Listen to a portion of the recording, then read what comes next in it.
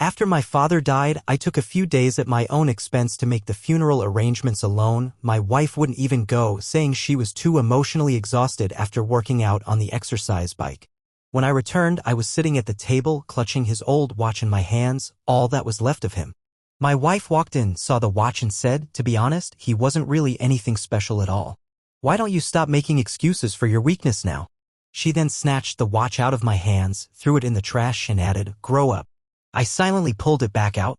This morning, the ex-wife arrived, in her bathrobe with wet hair, yelling, he's got it all out. I never thought I'd be the kind of person to pour their heart out on the internet. But here I am, sitting on the back porch at 2 in the morning, typing this on my phone because my hands won't stop shaking. Life has a way of flipping on you when you least expect it. 3 weeks ago, I lost my dad. Pancreatic cancer, the so-called silent killer. 1 minute he was fine, complaining about the price of motor oil, and the next, he was sitting across from a doctor being told he had maybe 2 months left. 2 months to say goodbye to the man who raised me. He was 64. 64 years packed into a life spent getting his hands dirty fixing other people's cars. Never complaining, never asking for anything in return. Just a regular blue-collar guy who would pull over for a stranger on the side of the road without a second thought. When I was 12, Dad started taking me fishing every Sunday. He didn't even like fishing, hated sitting still, but he knew I needed that time with him. Those mornings out on the lake taught me more about patience and resilience than anything else in my life. My wife, Vanessa, never really understood him. 6 years married, and she still couldn't hide the way she wrinkled her nose at his old work boots or made snide comments about how he didn't know which fork to use at a nice restaurant. I laughed it off back then, thought it was harmless teasing. She grew up in a world of private schools and yacht club brunches. I thought maybe our differences balanced each other out. Looking back now, it feels like I was clinging to a fantasy. When Dad got sick, I started spending weekends at his place. Grocery runs, doctor appointments, eventually helping him with basic stuff when he could no longer get out of bed. Vanessa came exactly once. She spent most of the time staring at her phone and making a show of opening every window because she couldn't stand the hospital smell. Dad noticed, of course, how could he not? But he just winked at me when she wasn't looking and said, she must have important things to get to. That was Dad. Always giving people the benefit of the doubt, even when they didn't deserve it. 2 days before he passed, Dad called me over. His voice was barely a whisper. With the nurse's help, he reached under his pillow and pulled out his old Tizot watch. Nothing fancy, just a sturdy piece he'd bought after 30 years working at the same garage.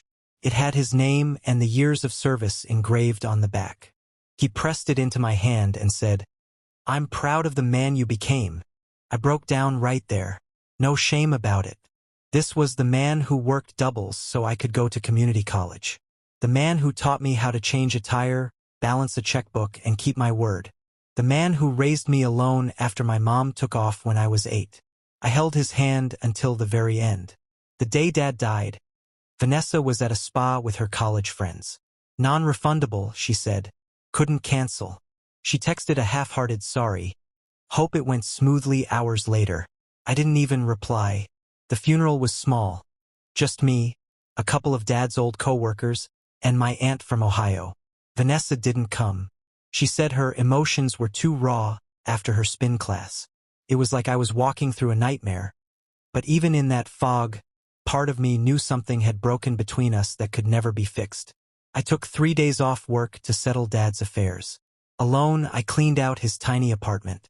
Gave away most of his stuff to charity, just like he would have wanted. I kept only a few things.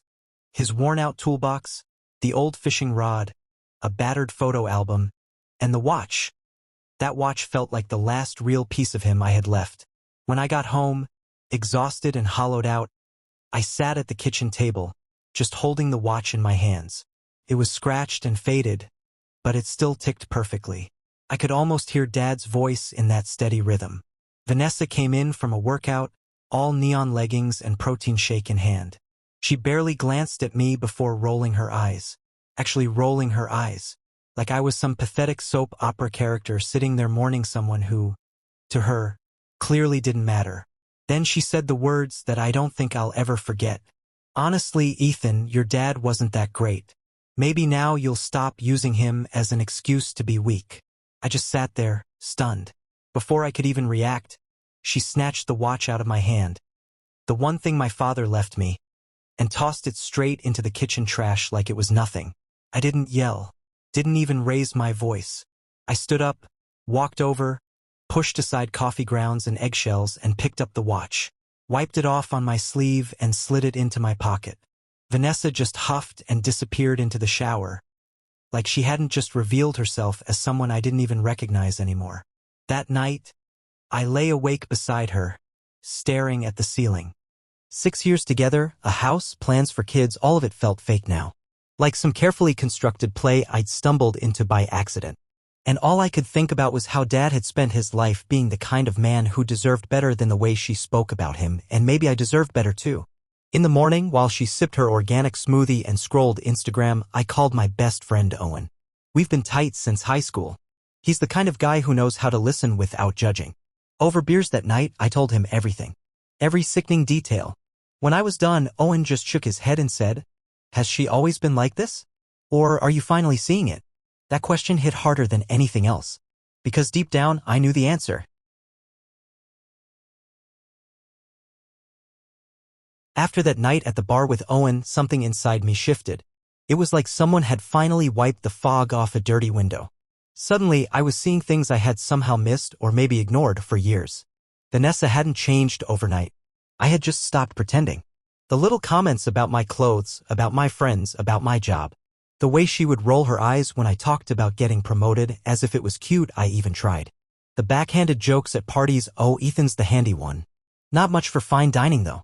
Followed by fake laughter and her hand squeezing my arm a little too hard, like she was trying to mold me into someone else. I thought about all the times she made me feel small without ever raising her voice.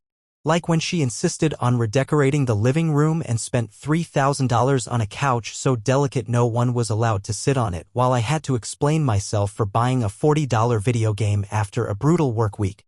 I guess when you're in it, you just normalize it. You tell yourself love means compromise. You tell yourself it's just different backgrounds. You tell yourself it's no big deal. Until one day, it all cracks wide open. I couldn't unsee it anymore. One night, about a week after that conversation with Owen, something happened that erased any lingering doubts I had. Vanessa was in the shower and her phone was sitting on the bathroom counter. Normally, I'm not the type to snoop, really, I'm not. But after everything that had happened, after the way she treated my dad's memory, after the way she tossed away something that meant everything to me, I couldn't stop myself. One notification flashed across her screen. "Miss you, baby. Can't wait to see you again. From G." G? I didn't have to guess too hard. I opened her Instagram and checked her DMs. Sure enough, there it was. Gustavo, her personal trainer. The same guy she swore was basically family and harmless. Hundreds of messages. Some flirty, some not even trying to hide it anymore. Plans to meet up. Late night chats. Stupid little heart emojis. I didn't even feel anger. I felt relief. Relief that I finally knew. Relief that I wasn't crazy. Relief that I had a clear path forward. That night, I couldn't sleep. I laid there in the dark while Vanessa snored softly beside me, feeling like I was trapped in someone else's life. I thought about my dad, about everything he taught me about self-respect. About how he used to say, "Son, don't let anyone make you feel like less than you are. Not even the ones you love." I realized it was time to make a plan. The next morning, I took the day off work. Said I was feeling sick, which wasn't a total lie. I sat at a coffee shop across town and started doing my research. New bank accounts at a completely different bank. Setting up a P.O. box for my mail. Scanning all my important documents and saving them to a cloud account she didn't know about. Talking to a lawyer, a no-nonsense woman named Ms. Carter, recommended by Owen's cousin who went through a nasty divorce last year. The meeting with Ms. Carter was like a slap of cold water to the face. When I told her about the small cash transfers Vanessa had been making from our joint account to her personal one, hundreds here, hundreds there, almost $15,000 in total, her eyes sharpened immediately. "Marital waste," she said simply. I blinked. "What does that mean?"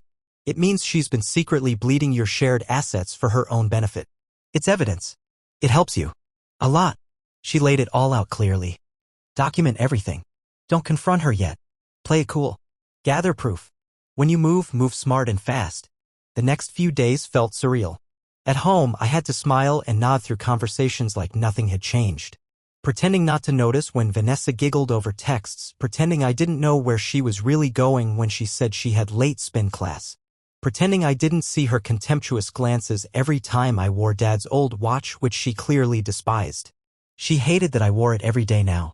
Sometimes I'd catch her staring at it like it was a cockroach she couldn't squash. Sometimes she'd accidentally knock it off the nightstand only to frown when it didn't break. German engineering, sweetheart. Built to last. Unlike this marriage. One evening while we ate takeout, I paid. As usual, she laughed at something on her phone and made some throwaway comment about how pathetic men were when they got too attached to their fathers. I didn't say a word. I just smiled and cleaned up our plates afterward. She had no idea that I was weeks, maybe even days, from leaving her life for good. The final confirmation came one Friday night. She told me she was going to a girls-only wellness retreat with her friend Sophie. Asked me to transfer $2,000 to her personal account for it. I played it cool. Told her no problem. But later that night, after she fell asleep, I messaged Sophie directly. We had always been friendly. She was one of Vanessa's few friends I actually liked. I asked casually about the retreat. Long pause. Then Sophie's response. What retreat? I haven't seen Vanessa in weeks. And that was it. The last piece of the puzzle.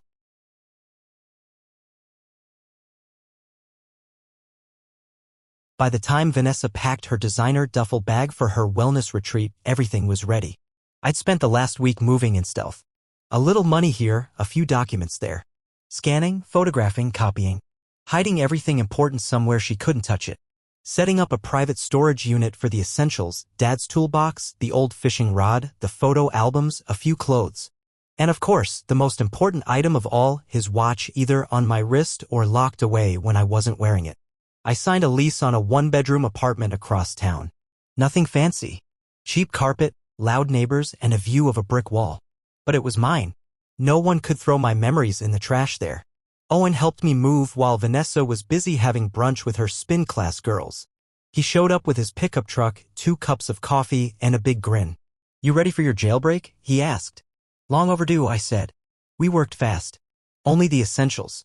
I didn't want any of the life Vanessa had carefully curated around herself, the $5,000 living room set, the overpriced artisanal dishes that couldn't even go in the dishwasher, the mountains of useless home decor she insisted we needed. Let her have it. I wasn't going to fight over junk.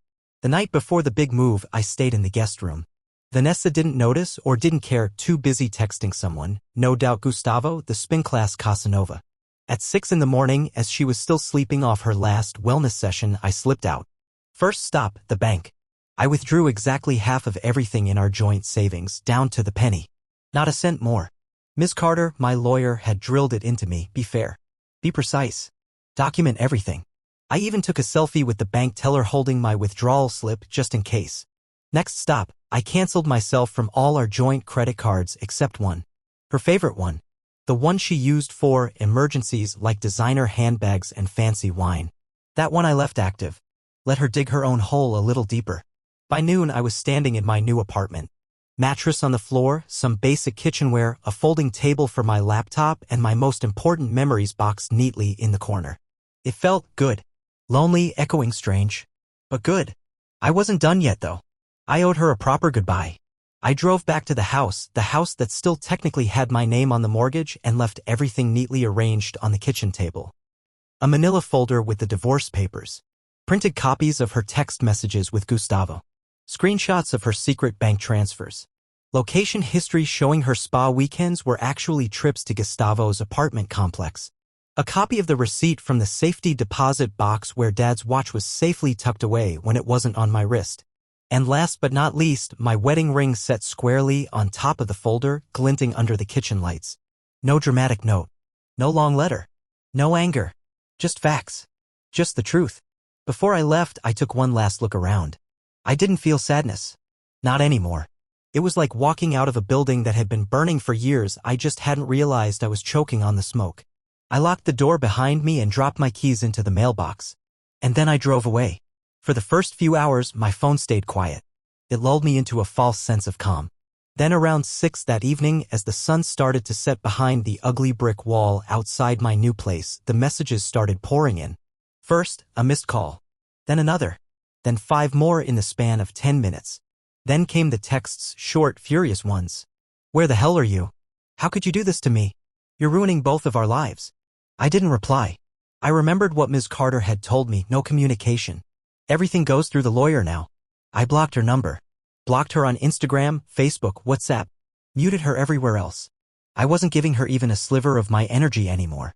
She must have figured it out pretty quickly because that night, my phone buzzed with alerts from the credit card company. Vanessa, in full meltdown mode, had gone on a shopping spree.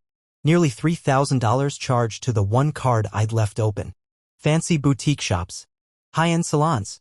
Spa treatments. Every dollar spent was another piece of evidence in my favor. Thanks, Vanessa. The next morning, Owen texted me. Bro, you're not gonna believe this. Call me. I called him back immediately. He was laughing so hard he could barely get the words out. Apparently, Vanessa had shown up at his house at 6:30 in the morning in a bathrobe and slippers, pounding on his door like a maniac, screaming about how I had stolen everything from her. Owen, being Owen, didn't even open the door fully. He cracked it with the security chain still on, gave her one long, slow look, and said, "It's called consequences. Look it up." When she tried to shove past him into the house, he slammed the door in her face and called the police. The neighbors had already done the same. Screaming women in bathrobes tend to attract attention in quiet neighborhoods. By the time the cops showed up, Vanessa was sitting on Owen's front steps, crying into her phone. Apparently, she tried calling Gustavo to come get her, no answer. I guess even spin class Casanova has his limits. When the officers offered her a ride home, she first refused, then grudgingly agreed once they mentioned trespassing charges. The whole thing felt surreal. This woman who once towered over my life like some impossible standard, now reduced to a sobbing mess on someone else's doorstep. And somehow I didn't feel pity. I felt free. That evening, I sat on the floor of my little apartment, eating a microwave burrito and drinking cheap beer. For the first time in a long, long time, I wasn't walking on eggshells. I wasn't waiting for the next insult disguised as a joke. I wasn't second-guessing my every move. It was just me, my dad's watch ticking steadily on my wrist, and a future I was finally starting to believe might actually be mine. And that was enough. For now.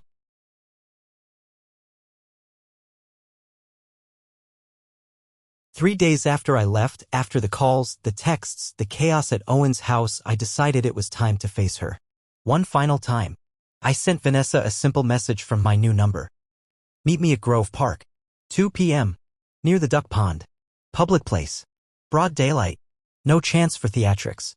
No screaming scenes or crocodile tears without an audience. She replied within minutes, 3 heart emojis and a thank you. As if she thought this was some kind of reconciliation. It wasn't. I got to the park early and sat on a bench by the water. It was a place Dad used to take me when I was little. We'd feed the ducks and he'd tell me about life, real lessons, the kind that stick in your bones long after you're grown. Today, the place felt exactly the same.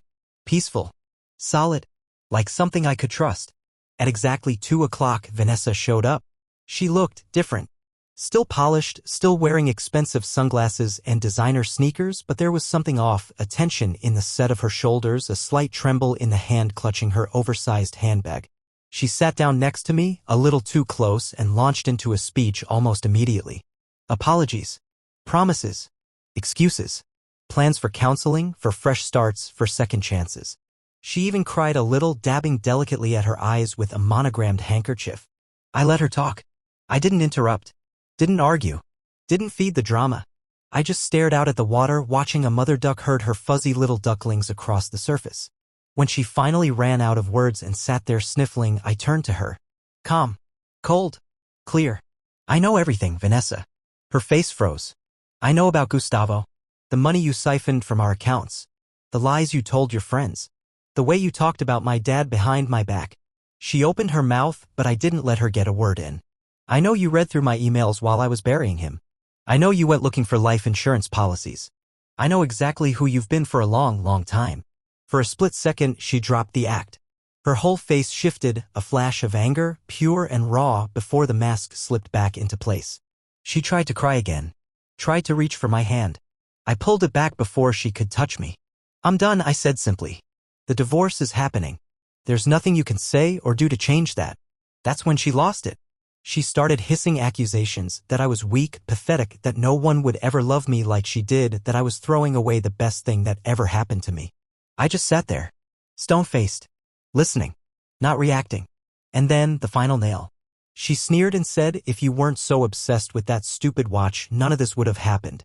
That's when I rolled up my sleeve and showed her the watch still ticking faithfully on my wrist. Dad's watch. The one thing she could never take from me. Her face crumpled. Not from guilt, from the realization that she had truly, completely lost. I stood up. You'll hear from my lawyer, I said. Goodbye, Vanessa. And I walked away, leaving her sitting there by the pond all alone. That night, Owen came over with pizza and a six-pack. We sat on the floor of my bare apartment, eating greasy slices and laughing about nothing and everything. Freedom tastes like cheap pepperoni and warm beer, apparently. The next few days were quiet. I found out through mutual friends that Gustavo dumped her almost immediately after everything blew up. Blocked her number. Changed his locks. Her shopping spree on the last active credit card finally caught up with her, $3,000 she couldn't pay back. I wasn't responsible for any of it. The paperwork Ms. Carter filed made sure of that. The mortgage payment she thought I would cover? Also her problem now. Good luck living that lifestyle without someone funding it. I also got a surprising phone call from Vanessa's mom. Out of respect, I picked up. She apologized to me. Actually apologized. Said she always worried Vanessa would ruin something good. Said she saw the pattern but hoped foolishly that marriage would change her. People don't change. They just get better at hiding who they really are until they can't anymore. Later that night, I sent a polite but final message to Vanessa's mom and a few others. I appreciate your support, but I'm choosing to move on. I wish Vanessa the best. Please respect my decision. Block. Block. Block. Fresh start. The official divorce proceedings are in motion now. Ms. Carter says everything is going smoothly, evidence is on my side. The money Vanessa wasted, the affair, the invasion of privacy, it all adds up. She's trying to stall. She's crying to everyone who will listen. But it doesn't matter anymore. She's not my problem. Not anymore. A few days ago, I visited Dad's grave. Brought him a bouquet of terrible hard candies. The ones he used to sneak me at church when I was a kid, and told him everything. Told him about how I finally stood up for myself. Told him about the watch. Told him about how I walked away with my dignity intact. I sat there until the sun started to set, the sky burning orange and pink. And for the first time in a long, long time, I felt proud of the man I was becoming. The man Dad always believed I could be. Yesterday, something unexpected happened. At the grocery store, I ran into an old friend from high school, Mara. We started talking in the cereal aisle like no time had passed. She noticed Dad's watch and asked about it. Genuinely curious, genuinely listening. Next week, we're meeting for coffee. Just coffee. Nothing more. But for the first time in what feels like forever, I'm excited about the future. And when I look down at my wrist and see that old watch ticking away, I remember, some things, the right things, are built to last. Not everything gets thrown away. Not everything can be broken. Some things, like real strength, like self-respect, like love that actually matters, some things endure. No matter what.